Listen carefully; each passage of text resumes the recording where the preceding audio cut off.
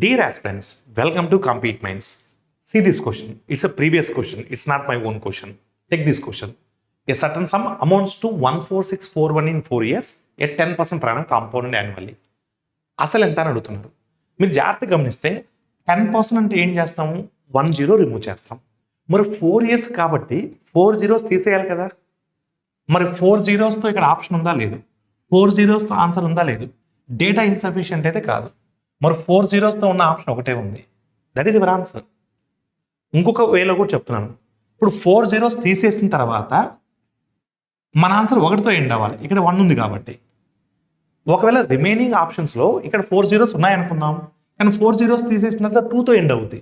ఒకవేళ ఇక్కడ 4 zeros ఉన్నాయనుకుందాం, 4 zeros తీసేసిన తర్వాత 6తో ఎండ్ అవుతుంది. కానీ 4 zeros తీసేసిన తర్వాత 1తో ఎండ్ అయ్యే ఆప్షన్ 10,000 ఒకటే ఉంటుంది. మళ్ళీ సర్కస్ చేయాల్సిన అవసరం లేదు. Your answer is what option 3. Thank you all of you.